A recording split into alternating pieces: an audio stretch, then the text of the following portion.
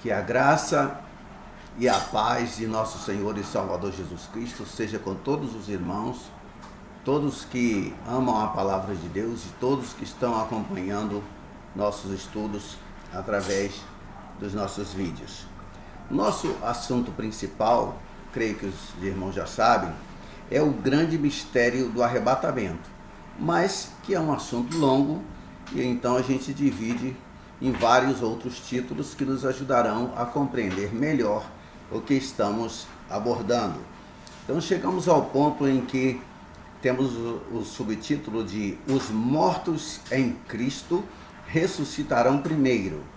E hoje nós estaremos estudando a parte 3, pois a parte 2 nós falamos sobre 5 pontos importantes, ou seja, para entendermos melhor a nossa mensagem e os mortos em Cristo ressuscitarão primeiro, que está em 1 de Paulo aos Tessalonicenses, capítulo 4, verso 16, nós devemos considerar 5 pontos importantes. O primeiro ponto nós estudamos na parte 2. O que significa a palavra ressurreição? O segundo ponto vamos estudar hoje. As 8 ressurreições na Bíblia, é a parte 3. Temos ainda aqui a abordar a ressurreição e o cumprimento da profecia, a primeira e a segunda ressurreição, isso apenas como um título para ajudar a nossa didática, porque não existe uma segunda ressurreição na Bíblia. A Bíblia fala da primeira ressurreição e a segunda morte. E a quinta, o quinto ponto importante é a ressurreição restauradora. Então, hoje, em nossa parte 3, nós estaremos falando sobre as 8 ressurreições na Bíblia. Eu quero, então, lembrar os irmãos que no Antigo Testamento, 3 ressurreições simbolizam profeticamente a ressurreição tríplice de Israel. Veja, a ressurreição tríplice de Israel. Por que falamos sobre Israel? Porque todos estão hoje, não é? E como sempre durante os séculos, a igreja sempre esteve atenta ao momento em que Jesus virá arrebatar a sua igreja. E todos ficam procurando sinais no céu, pois está escrito, não é? Sinais no céu, na lua, nas estrelas e em todos os lugares, e estão deixando de lado o maior de todos os sinais da volta de Cristo, que é Israel. Israel é o relógio de Deus. Então, irmãos, voltando ao que mencionamos agora há pouco, no Antigo Testamento, 3 ressurreições simbolizam profeticamente a ressurreição tríplice de Israel. No Novo Testamento, 5 ressurreições testificam dos 5 impérios gentílicos mundiais. 5 impérios gentílicos mundiais. Falaremos agora, então, sobre a ressurreição número 1. No primeiro livro de Reis, no capítulo 17, nós lemos a respeito do profeta Elias, que foi enviado a uma viúva gentia na cidade de Sarepta. Elias encontrou essa senhora e seu filho em um estado de extrema pobreza e prontos para morrer. Em resposta ao pedido de Elias, acredito que todos saibam que Elias pediu a ela um pouco d'água e um bocado de pão. A viúva disse o seguinte: apanhei 2 cavacos e vou preparar esse resto de comida para mim e meu filho. Comê-lo-emos e morreremos. Isto você vai encontrar no primeiro livro de Reis, capítulo 17, verso 12. E nós vemos aqui um paralelo com Israel na terra do Egito, escravizado e vivendo em pobreza extrema, sem esperanças quanto ao seu futuro e pronto para perecer. Em meio àquela situação desesperadora, né? Eu estaria desesperado com certeza, ou muito menos já fiquei. Elias apareceu. Quem é que não gosta de contar com um milagre, não é? Ela não sabia que o aparecimento de Elias seria um milagre para ela, seria a sua salvação.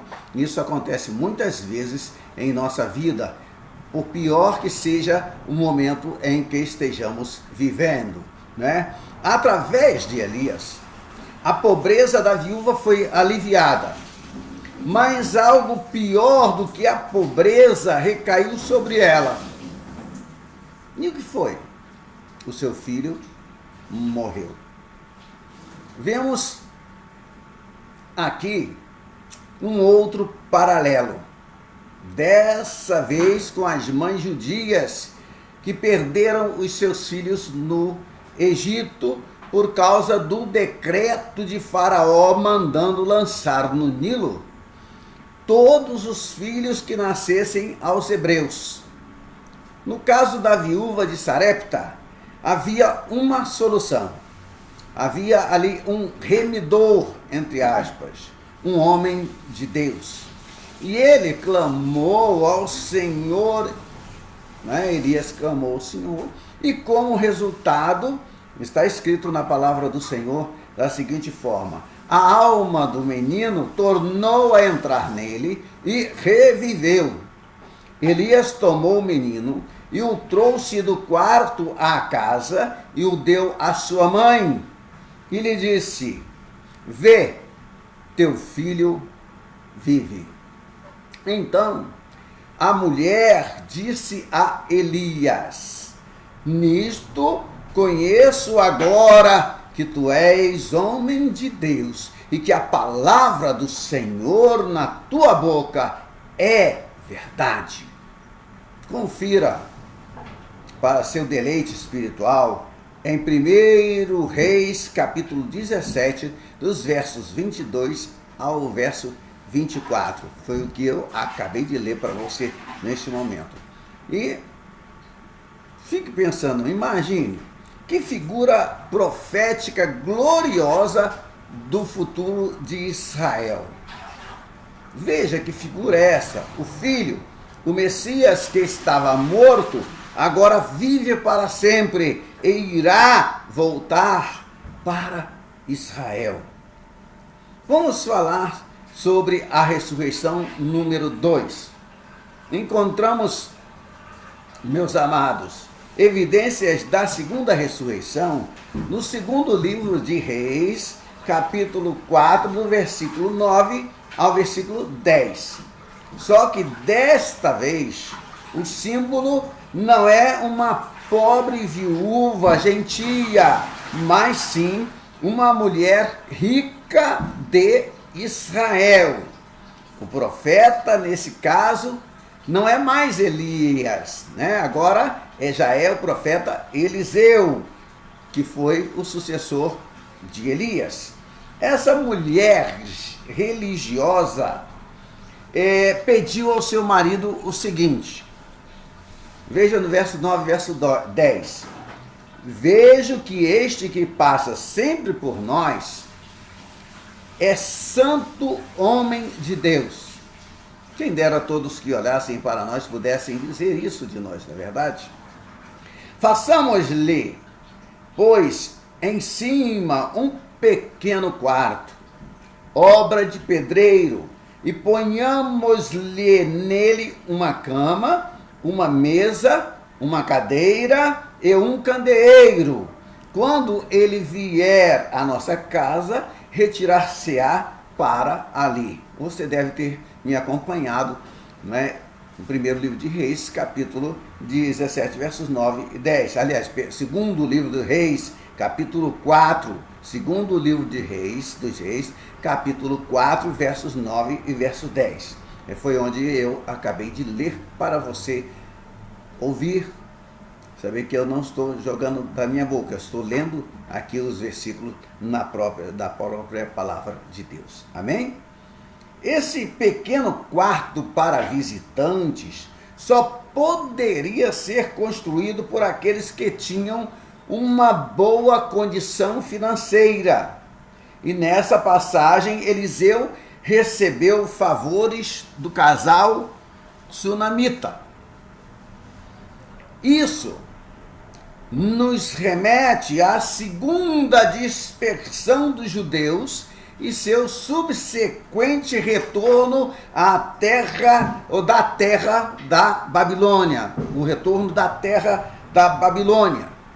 Quando voltaram para Jerusalém, amados, eles não estavam pobres, pois vieram carregados de riquezas do reino da Pérsia. Deus operou de tal maneira que assim aconteceu. Deus nos pega de surpresa, né? Nos pega quando menos esperamos, Ele vem em nosso socorro. E às vezes até quando nós nem acreditamos mais nesse socorro da parte de Deus. Ele age em nosso favor, Ele age para nos favorecer, Ele age para nos ajudar, Ele age para afastar de nós a tristeza, a angústia, o medo, a incerteza. E Ele não nos deixa jogados fora, de jeito nenhum. De jeito nenhum. Não deixe que a sua esperança esmoreça. Olhe sempre para o alto, de onde nos virá o socorro. Não é? Porque todos nós sabemos que o nosso socorro vem do Senhor, que fez os céus e a terra.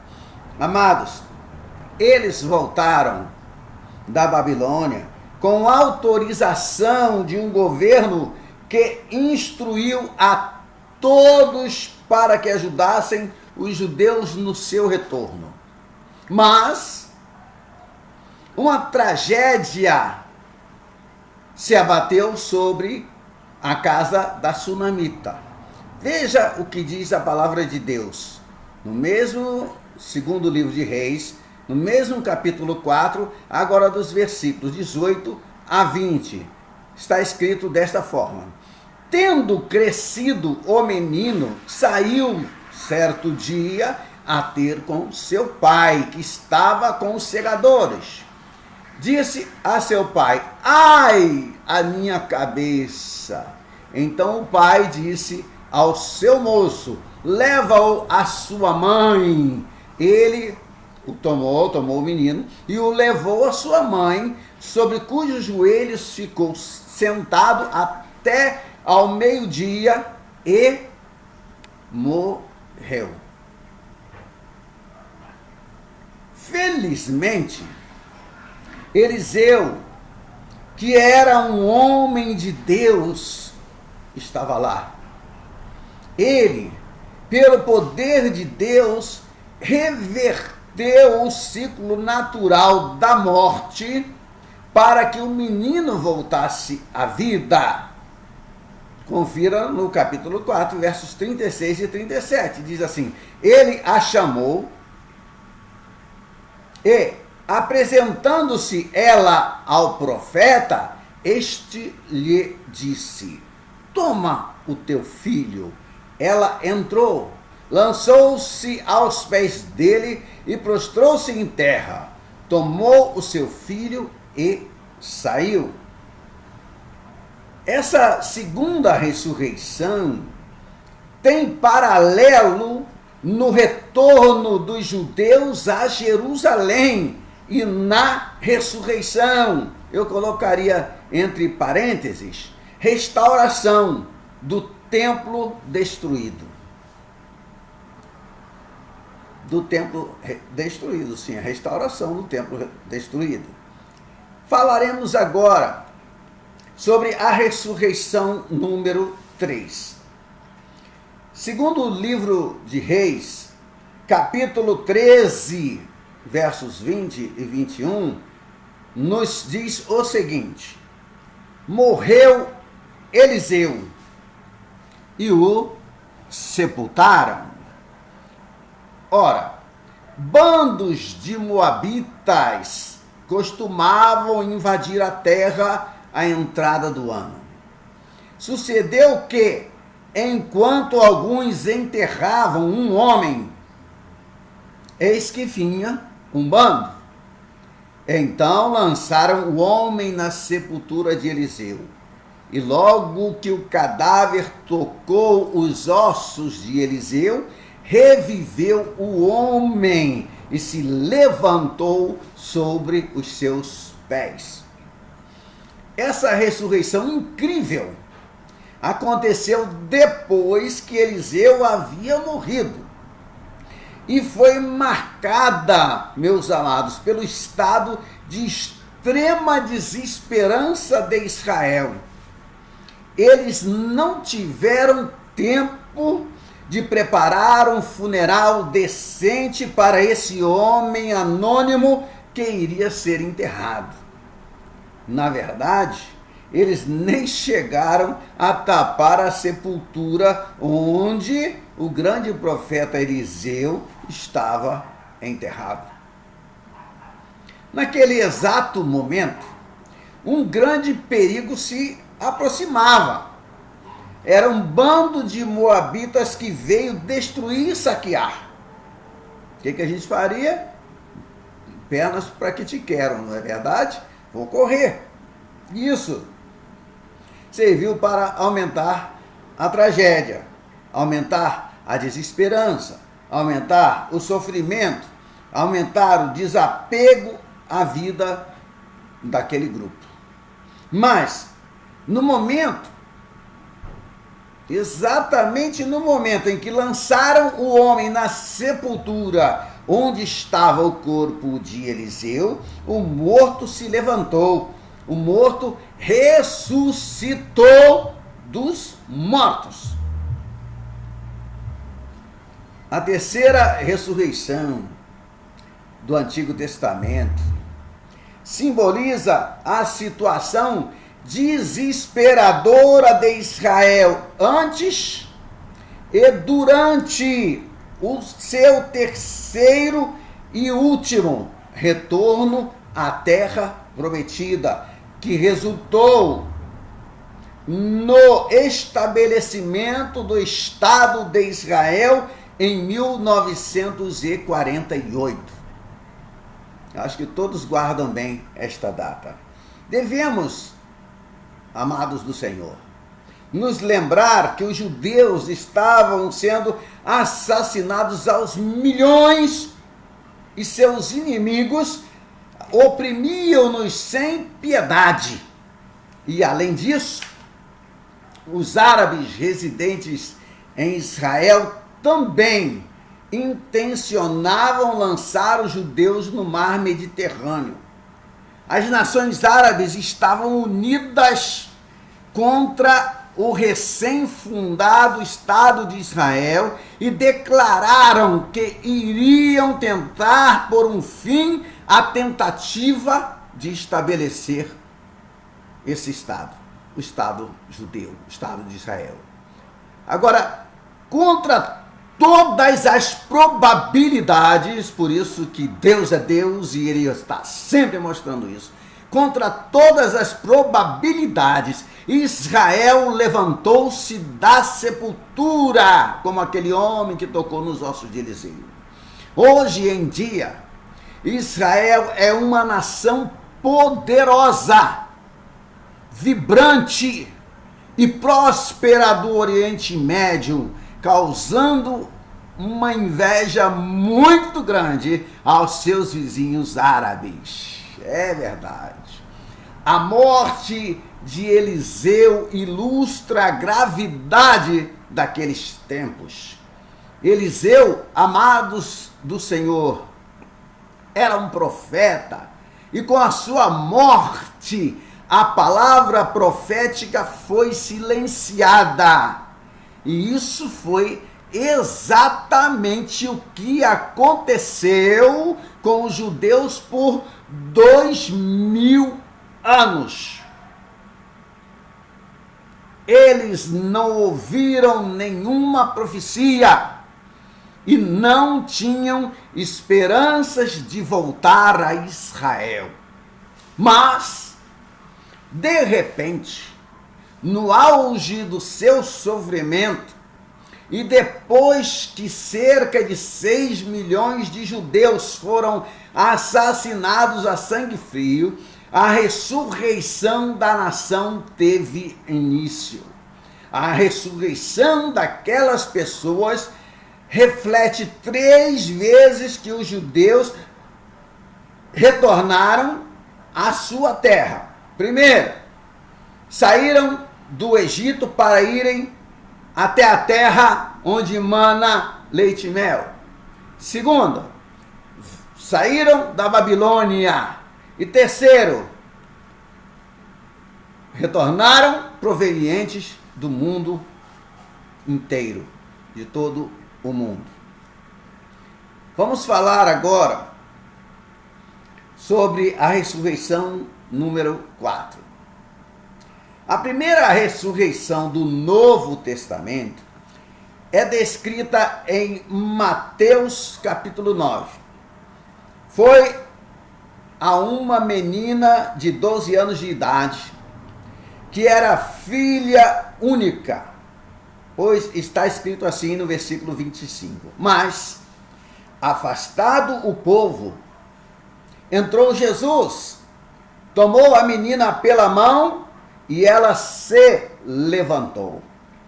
Essa ressurreição nos lembra do Império Babilônico, o primeiro e mais poderoso império gentílico, representado pela cabeça de ouro na visão do profeta Daniel.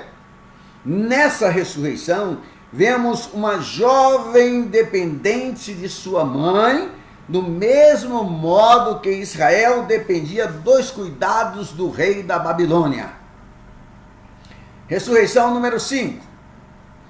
Essa ressurreição envolve um jovem, pois está escrito em Lucas 7,12. Eis que saía o enterro do filho único de uma viúva, e grande multidão da cidade ia com ela. Todos sabem que estou falando, de que viúva estou falando, não é? Quando Jesus toca no esquife, né? E o menino volta à vida, porque Jesus se compadeceu dela. Nesse relato, né, não é verdade, amados? Vemos uma mãe dependente de seu filho. Agora era uma mãe dependente de seu filho, ao invés do que falamos da ressurreição número 4, que era um filho dependente de sua mãe. Agora uma mãe dependente de seu filho. Sem o apoio desse jovem, a mãe, que era viúva, estava condenada a viver de esmolas. Então Jesus, é tão bom quando a gente diz, então Jesus, que é o autor da vida, apareceu. Quando Jesus aparece, tudo se transforma. O que não tem cura é curado, o demônio que ninguém conseguia expulsar é expelido, a terra treme, o mar se acalma, o vento para, tudo muda quando Jesus chega. E diz a palavra de Deus, dos versículos 13 ao 15, dizendo o seguinte: vendo-a, o Senhor se compadeceu dela, ele disse: não chores. Chegando-se, tocou o esquife e, parando os que o conduziam, disse: jovem, eu te mando, levanta-te. Sentou-se o que estivera morto e passou a falar, e Jesus o restituiu à sua mãe. Você deve estar se perguntando, versículos 13 e 15 de que capítulo? Do capítulo 7 do Evangelho segundo escreveu Lucas. Amados, hoje em dia é difícil imaginarmos a magnitude dos problemas dessa viúva. A morte de seu único filho a deixaria sozinha no mundo. Ela não ficaria bem perante a sociedade, porque sua casa não tinha mais um chefe. Sua esperança era que seu filho único casasse, tivesse filhos, estabelecesse uma família e um lar onde ela então poderia encontrar proteção e sustento pelo resto da vida. Não era como é nos dias de hoje. E esse evento tem seu paralelo no Império Medo-Persa. Porque durante o reinado de Assuero, Amã apareceu ameaçando a existência dos judeus. Sua ameaça aniquilava as esperanças de Israel de retornar um dia à terra prometida e restabelecer sua antiga glória. Mas, então, surgiu um Salvador. Mordecai, ou dependendo da versão, Mardoqueu, que confiava no Deus de Israel. É dele que eu estou falando. A tristeza dos judeus transformou-se em alegria. Naquele tempo, os judeus estavam estabelecidos na diáspora e eram bastante prósperos. Pelos livros de Daniel e Esther, vemos os judeus alcançando uma posição tão poderosa que até os gentios quiseram tornar-se judeus. Encontramos evidências disso em Esther, capítulo 8, versículo 17, quando está escrito o seguinte, acompanhe aí se você já conseguiu localizar Esther. Também, em toda a província, e em toda a cidade onde chegava a palavra do rei e a sua ordem, havia entre os judeus alegria e regozijo, banquetes e festas, e muitos dos povos da terra se fizeram judeus, porque o temor dos judeus tinha caído sobre eles. Viram o que eu acabei, a confirmação do que eu acabei de falar? Era tão boa a situação dos judeus, que até os povos da terra queriam se tornar judeus. Ressurreição número 6. A sexta ressurreição não fala de uma garota dependente de sua mãe, nem de um jovem no qual a mãe havia posto toda a sua esperança, mas trata de Lázaro, um adulto independente que era amado por sua família e tinha, aparentemente, muitos amigos. A irmã de Lázaro disse a Jesus: Senhor, se estiveras aqui, não teria morrido meu irmão. João, capítulo 11, versículo 21. Marta parecia até opor-se à interferência de Jesus, pois ela também acreditava que era tarde demais. Pois ela disse: Senhor, já cheira mal, porque já é de 4 dias. João 11:39, veja lá. Jesus levantou os olhos. Para onde? Para os céus. Deu graças e então clamou em alta voz: Lázaro, vem para fora. Diz a palavra: saiu aquele que estivera morto, tendo os pés e as mãos ligadas com ataduras e o rosto envolto num lenço. Então lhes ordenou Jesus: desatai-o e deixai-o ir. João 11, 43 e 44. Essa ressurreição tem paralelo no Império Grego. Os judeus tinham voltado para a sua terra e o templo tinha sido reconstruído.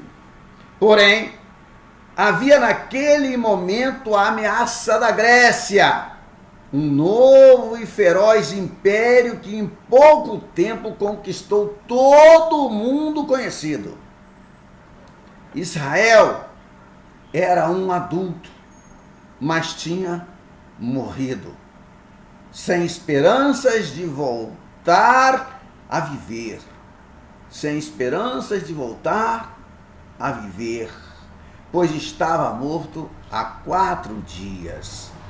4.000 anos haviam se passado desde que Adão e Eva caíram em pecado.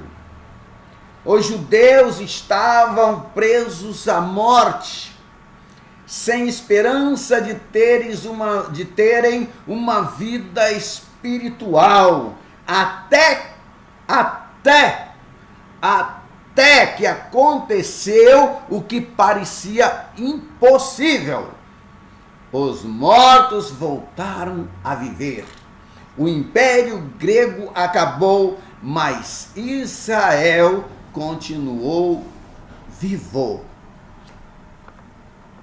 Ressurreição número 7. Havia em Jope uma discípula por nome Tabita, nome este que, traduzido, quer dizer Dorcas. Ela era notável pelas boas obras e esmolas que fazia. Ora, aconteceu naqueles dias que ela adoeceu e veio a morrer. E depois de a lavarem, puseram-na no cenáculo. Atos dos Apóstolos, capítulo 9, versículos 36 e 37. Amados, naquele tempo, Roma era soberana sobre o mundo conhecido. A atividade de Dorcas representa a atividade do Império Romano, né? Que resultou no reino mais glorioso que já existiu. Essa mulher era notável pelas boas obras, e ela também havia feito túnicas e vestidos. Veja o verso 39. Isso simboliza as riquezas e prosperidade do Império Romano. É importante também que esse evento ocorreu em Jope, onde hoje, tira esse também daí, onde hoje é Tel Aviv. É a cidade que o mundo chama de capital de Israel. Mas para nós, a eterna capital de Israel foi, é e continuará sendo Jerusalém. As forças romanas estavam localizadas na costa de Israel, desde Jope até Cesareia. E ainda que Jerusalém fosse a capital naquele tempo, as estruturas políticas, militares e econômicas de poder estavam na costa. Jerusalém era apenas a capital religiosa. Incidentemente, este é o mesmo que ocorre nos dias de hoje. Jerusalém é a capital do Estado de Israel. Porém, as embaixadas de diferentes nações do mundo estão localizadas em Tel Aviv. Me parece agora que o novo presidente americano é que está mudando isso aí, trazendo reclamação de todo mundo, porque ele quer mandar o embaixador americano se instalar em Jerusalém, e muitos estão estranhando isso. Quando nós lemos a história de Dorcas, lemos a história de sua ressurreição, nós encontramos uma profecia, sim, uma profecia velada, uma profecia não clara, mas uma profecia velada da ressurreição do Império Romano, que está no processo de ser reabilitado em nossos dias. Olhe bem para o papado nos dias de hoje, olhe bem para o Vaticano, irmãos, olhe bem. Essa ressurreição ocorreu da seguinte maneira. Quer me acompanhar? Atos, capítulo 9, versículos 40, 41 e 42. Está escrito assim: Mas Pedro, tendo feito sair a todos, pondo-se de joelhos, orou. E, voltando-se para o corpo, disse: Tabita, levanta-te. Ela abriu os olhos e, vendo a Pedro, sentou-se. Ele, dando-lhe a mão, levantou-a e, chamando os santos, especialmente as viúvas, apresentou-a viva. Isto se tornou conhecido por toda a Jope, e muitos creram no Senhor. E muitos creram no Senhor. É o resultado dos verdadeiros milagres. Como resultado da ressurreição de Dorcas, muitos creram no Senhor. Eu quero frisar isto muito bem. Do mesmo modo, nossa ressurreição ou arrebatamento resultará na salvação de milhares e milhares, quiçá milhões de pessoas em Israel que serão arautos do Senhor. Pode ter certeza disso. O Senhor vem e vai salvar a nação de Israel. E estou me referindo agora à salvação espiritual. E não apenas espiritual, mas também nacional. Quero falar então, neste momento, da ressurreição número 8, para terminarmos, concluirmos o nosso vídeo de hoje.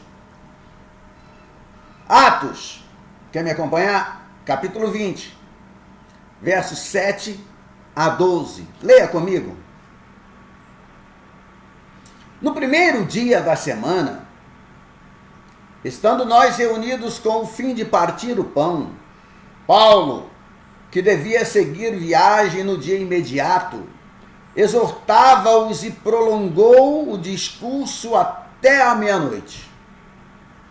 Havia muitas lâmpadas no cenáculo onde estávamos reunidos. Um jovem chamado Eutico, que estava sentado numa janela, adormecendo profundamente durante o prolongado discurso de Paulo, vencido pelo sono, caiu do terceiro andar abaixo e foi levantado morto. Veja bem, não foi Paulo que foi vencido pelo sono, foi Eutico. Ele caiu do terceiro andar e foi levantado morto. Continuando a leitura da Bíblia. Descendo, porém, Paulo inclinou-se sobre ele e, abraçando-o, disse: Não vos perturbeis, que a vida nele está. Subindo de novo, partiu o pão e comeu, e ainda lhes falou largamente até ao romper da alva. E, assim, partiu. Então, conduziram vivo o rapaz e sentiram-se grandemente confortados. Até aí a leitura da palavra de Deus. O apóstolo Paulo, amados, pregou até a meia-noite. O jovem chamado Eutico adormeceu, caiu da janela e morreu. Terceiro andar. Acho importante que Paulo tenha dito: não vos perturbeis, que a vida nele está. Agora, por quê? Por que eu acho importante que Paulo tenha dito isso? Porque o Império Romano nunca desapareceu por completo. Esteve sempre presente. Sempre esteve presente. E virtualmente, todas as nações do Ocidente continuam a se basear na lei romana até os dias de hoje. Você sabe, né? Que hoje em dia, pela primeira vez, podemos ler ou ver, enxergar, notar, reparar claramente que o Império Romano não está morto, mas que a vida nele está. Durante séculos, estudiosos buscaram com afinco uma explicação plausível para a ressurreição do Império Romano. Essa busca nunca foi completada porque um elemento fundamental estava faltando: a ressurreição da nação de Israel. Eruditos que liam o livro de Daniel entendiam que a mesma estrutura de poder sobre a qual Jesus foi crucificado teria que existir quando ele voltasse.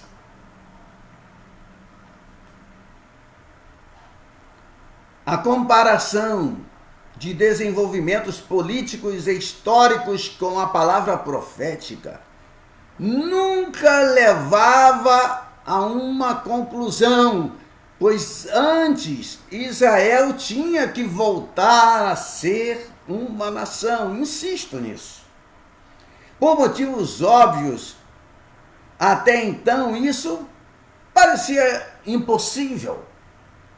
Até o começo do século XX, não havia a mínima chance de vermos os judeus voltando para Israel, estabelecendo lá sua nação novamente. E precisamos acrescentar a isso o fato de que a ressurreição de Eutico se deu fora de Israel, no Império Romano, indicando que o restabelecimento do Império Romano não se dará em Israel ou através de Israel. Ele irá desenvolver-se de forma independente e apenas mais tarde Israel será anexado. Vamos falar, para concluir nosso vídeo de hoje, sobre a ressurreição corpórea. Já falamos sobre as 8 ressurreições e teremos nossa conclusão agora. O Senhor Jesus Cristo é as primícias dos que dormem. Está registrado na primeira carta de Paulo aos Coríntios, capítulo 15, verso 20. Ele foi o primeiro a ressurgir dentre os mortos e hoje vive para todo sempre. Ele será seguido pelos que dormem. Em 1 aos Coríntios 15, versículo 23, vemos qual será a ordem. Preste atenção. Cada um, porém, por sua própria ordem. Cristo, as primícias. Depois, os que são de Cristo na sua vinda.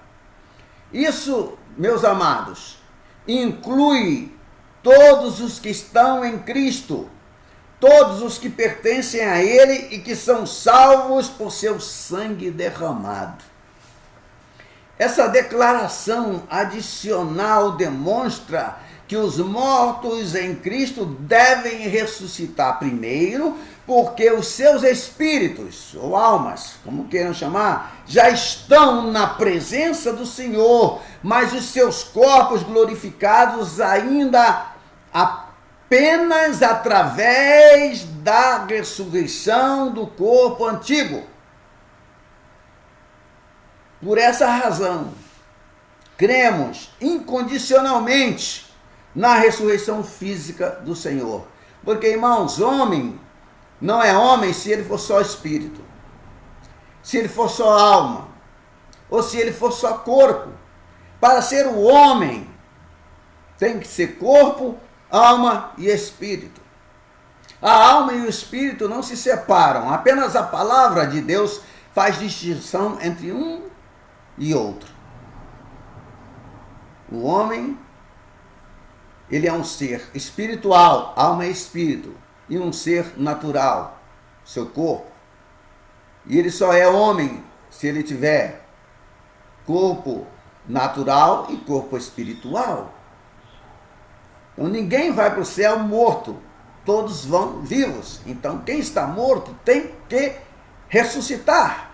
As almas têm que voltar, pegar o seu corpo e voltar ao encontro do Senhor nos ares. Primeiro, os que dormem em Cristo. Quando Jesus ressuscitou, seus próprios discípulos não conseguiram compreender, pois, como a Bíblia relata, eles não acreditaram e não deram crédito. Marcos capítulo 16, versículo 11 e versículo 13. Confira lá, você vai ganhar com isso, confira. Quando Jesus apareceu no meio deles e disse: paz seja convosco, Lucas capítulo 24, versículo 36, os apóstolos não conseguiam entender a realidade da ressurreição física, pois está escrito, eles, porém, surpresos, Jesus havia falado sobre a ressurreição tantas vezes e eles ainda ficaram surpresos. E atemorizados acreditavam estarem vendo um espírito. Veja bem, no versículo 37 de Lucas capítulo 24. Jesus tinha de tratar os seus discípulos como crianças, irmãos. Adultos sendo tratados como crianças. Pois Jesus disse-lhes: por que estáis perturbados? E por que sobem dúvidas aos vossos corações? Vede as minhas mãos e meus pés, que sou eu mesmo. Apalpai-me e verificai, porque um espírito não tem carne nem ossos, como vedes que eu tenho. Dizendo isso, ou isto, para melhorar o português, dizendo isto, mostrou-lhes as mãos e os pés. Versos 38 a 40, no capítulo 24 de Lucas. Jesus enfatizou especificamente o fato de que ele não era um espírito. Jesus não era um espírito, porque um espírito não tem carne nem ossos. Ele ressuscitou fisicamente e quando o fez foi instantaneamente transformado, recebendo um corpo glorificado. Entretanto, nem esse milagre extraordinário fez com que os discípulos crescem, pois a Bíblia diz: e por não acreditarem eles ainda, por causa da alegria, estando admirados, dá uma olhada no verso 41, Jesus teve de fazer algo muito natural para convencê-los. Ele pediu: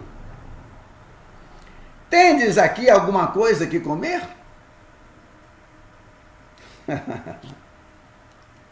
Tal ato demonstrou que ele havia ressuscitado fisicamente. Versos 42 e 43, para concluirmos, diz o seguinte: então lhe apresentaram um pedaço de peixe assado e um favo de mel, e ele comeu na presença deles. Amém, irmãos? Hoje falamos sobre as 8 ressurreições da Bíblia e seu significado profético. Que Deus abençoe vocês. No nosso próximo vídeo, nós estaremos falando sobre a ressurreição, é o cumprimento da profecia. Eu Peço a vocês que compartilhem esse vídeo com seus amigos, que possa este vídeo, pela graça de Deus, acrescentar alguma coisa de valor espiritual a cada um de vocês. E que vocês possam orar por esta pulga no deserto, que procura apenas compartilhar com vocês aquilo que da parte do Senhor tem aprendido. Que Deus os abençoe e que Ele continue enchendo os vossos corações com aquela paz que excede todo entendimento, até que o Senhor venha. Paz seja convosco, em nome de Jesus. Amém?